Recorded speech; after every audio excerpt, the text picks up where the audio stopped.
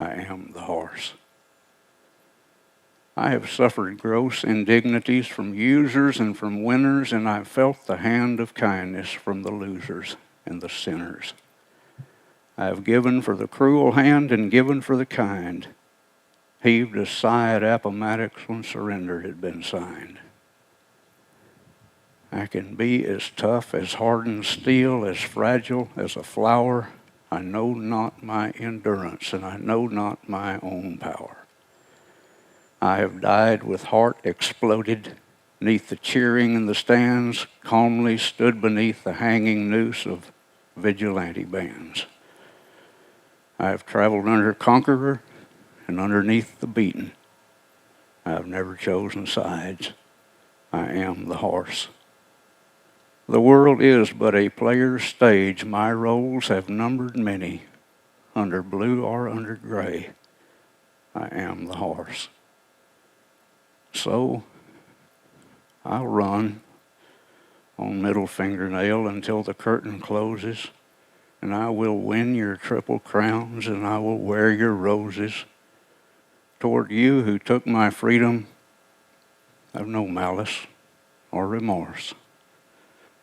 I'll endure. This is my year. I am the horse.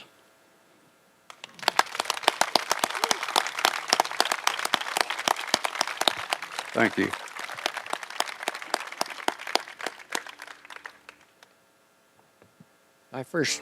My trail first crossed with Stephanie Davis's work anyway.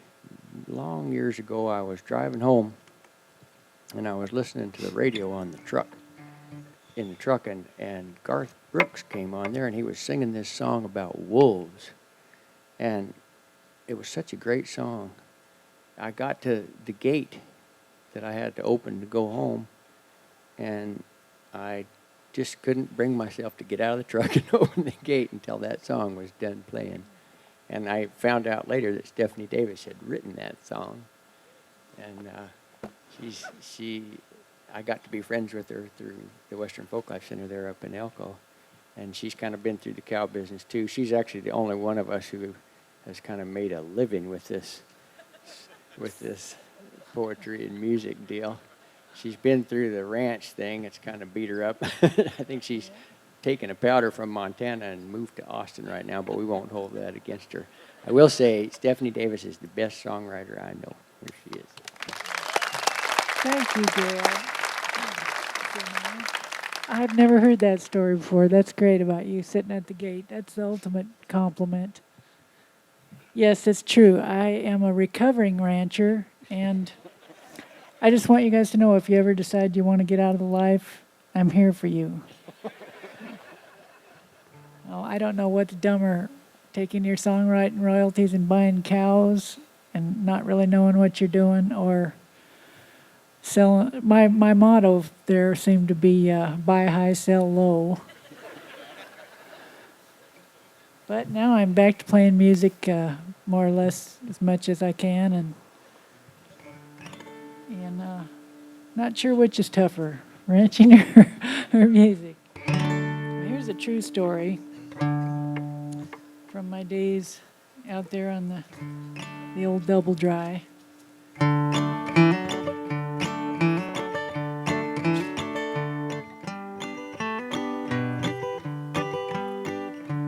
decide what key we're going in. Way out in the country, miles from town, things have a way of breaking down at the most inconvenient of times, which can make the going rather rough, unless, of course, you know enough to always carry baling twine. Baling twine, you know what I mean, fluorescent orange polypropylene that for wrapping bales of hay has proved a winner. Ah, but friends, that's just its start in life. The stuff's got more uses than a Ginsu knife at the annual Donner Party reunion dinner. Well, it'll close the gate, hold your bait, fasten on your license plate, tow a sled, lace a kid, hang a deer in the shed, keep your mater plants and your pants from falling down.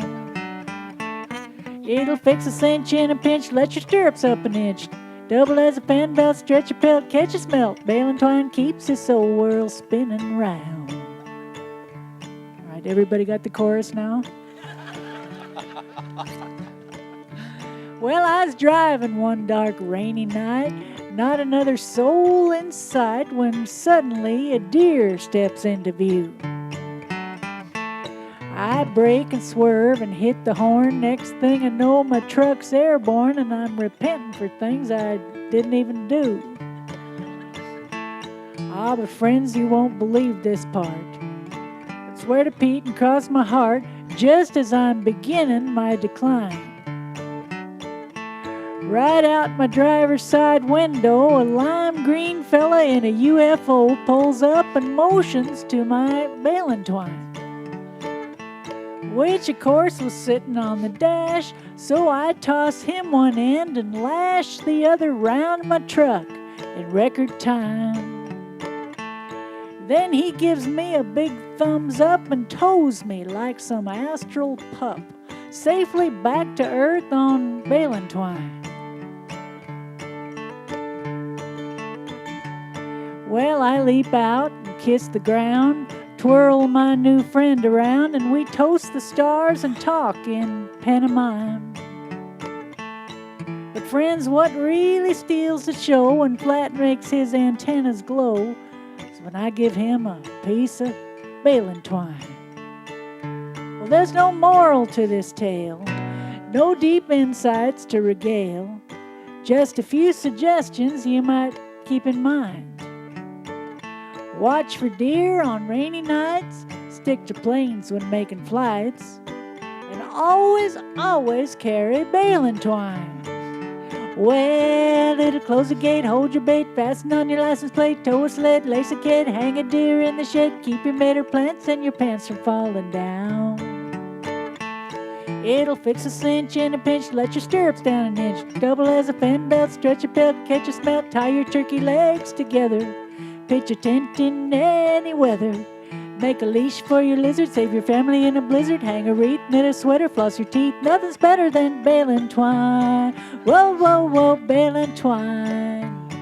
When you're hanging in the brink, when you're running out of luck, the solution might be sitting on the dashboard of your truck. Baling twine. Whoa, whoa, whoa, baling twine. Always carry baling twine. Always carry baling twine.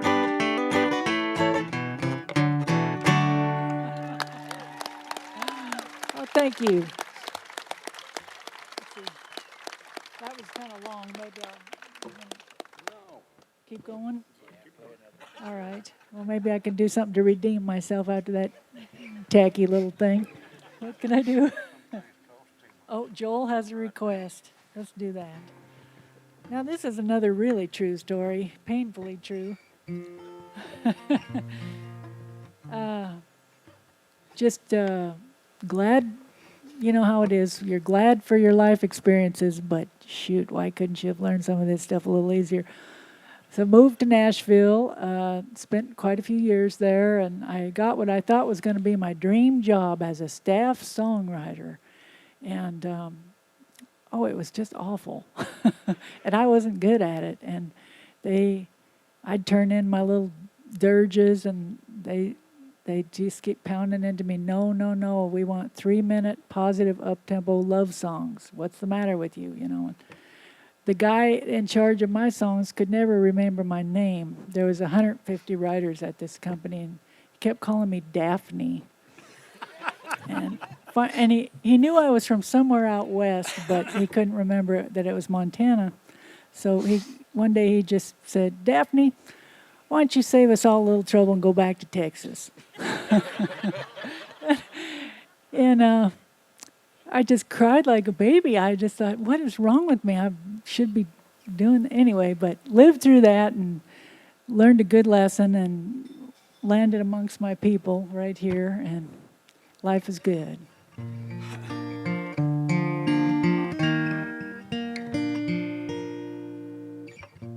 I'm a writer, right or wrong. word and song. Some days I just bang along. Some days I've got the touch. I have seen the promised land, held a fortune in my hand, and I have come to understand that some things cost too much. Spent some time in Tennessee, writing for a company. Neat up tempos under 3 for so and so at such and such. And so I'd wrestle night and day with sentiments I thought would pay, until I'd nothing left to say. 'Cause some things cost too much. Moved back home and walked the hills, and I rode some colts just for thrills. Planted crocuses and daffodils by the old clothesline and left it all behind. But one day, like a long lost friend, a gentle voice said, try again. And I found this guitar and a pen once more in my clutch. Now where they'll lead me, I can't say, but the journey's what counts anyway. And I'll never more write just for pay, 'cause some things cost too much. Step right up and roll the dice. You can trade your soul for merchandise, maybe even see your name in lights. All you gotta do is sign on the dotted line.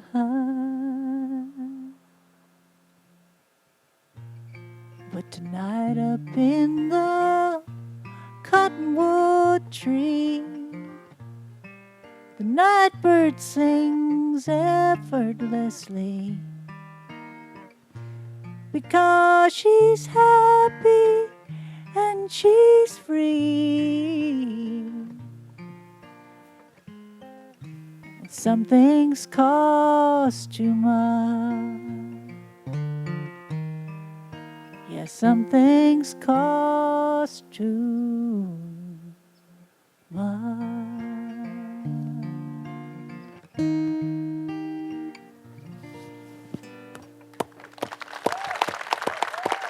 Thank you.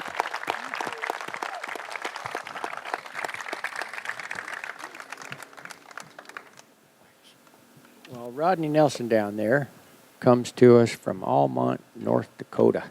He's got a little ranch up there. He's got a lot of irons in the fire up there, or maybe irons in the nitrogen. I don't know. He runs a freeze branded business on the side, and he's a livestock inspector too. And he writes a column, and he does all kinds of stuff on the kind of the ag circuit.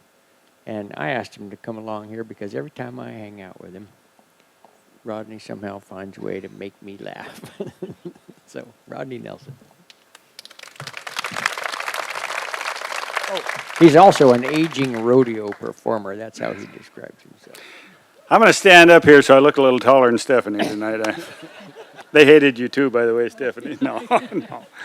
No, I feel thrilled to be here, and it's kind of nice for me to be here. I've been here for a whole day. I flew into Oakland last night, and I'm not the kind of guy that normally shows up that early.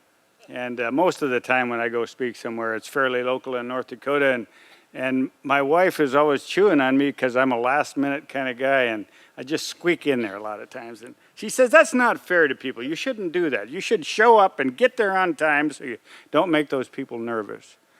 I like to tell this story about her. One time she went up to visit her folks in the northwestern corner of the state, and I was going to stay home and do some stuff, and on Sunday at noon we were going to meet at the little rodeo about 40 miles from us, and we were going to have a little day together at the rodeo, and I found a lot of last-minute things to do that day. And finally I realized, boy, I better get going. It's almost time to get there, and I took off in my 79 Ford pickup, and I went over those gravel roads in Morton County, which are famous because they don't have any gravel on them. And I was making a big cloud of dust and trying to make up time, and I finally hit Highway 49. Now, you get to pavement in North Dakota, by golly, you can get somewhere. So I really stepped her down. I really made that old pickup hum, and I got it down the road about a mile and a half, and I met the local highway patrolman, and there wasn't much I could say about it. I was guilty of sin, and he was a nice fellow. I went and got in his car, and we visited as he wrote up my ticket, and finally he asked me for my driver's license, so I handed it to him, and he starts laughing. I said, what's so doggone funny anyway? By golly, he said, I just met your wife about 5 minutes ago. She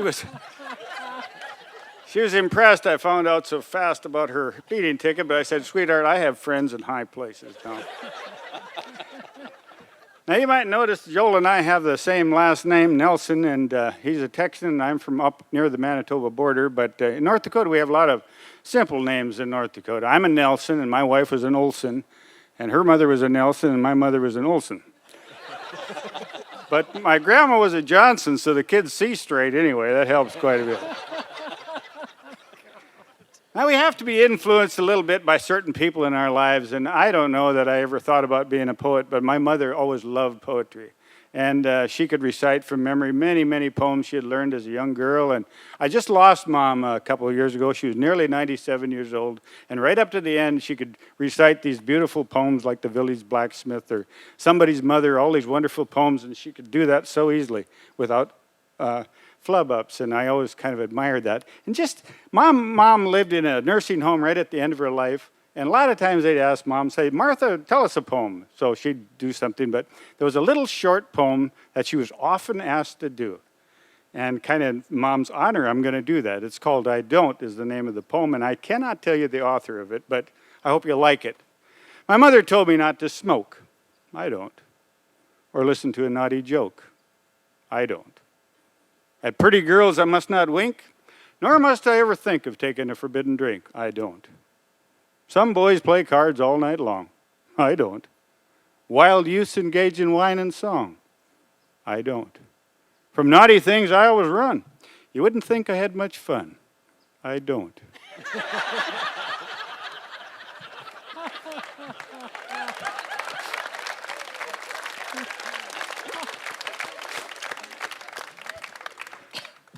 I'm kind of big to be I always want to be a great bronc rider, and I'm kind of big for it, and I wasn't athletic enough to do it, but I rode broncs for a long time and always enjoyed doing it.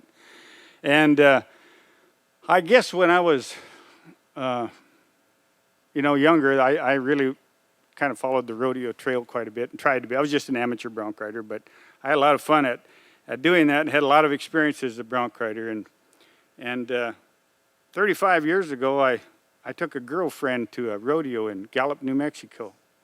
And I got down to Gallup, and I don't think I was very successful there at the rodeo, but on Monday morning we stopped in Albuquerque, New Mexico, and I married that girl I brought down there. And my wedding cost me $15. That included the license and blood tests. And I always said getting Terry was kind of like getting a used pickup. My original investment wasn't a whole lot, but it takes a lot of bucks to keep her running. And I was pretty old, you know. I was, well, I don't know. When I was 18 years old, I thought I'd get married someday. And when I was 20, I thought I'd get married someday. And when I was 25, I thought I had an excellent chance. When I was 30, I thought, boy, this has passed me by. And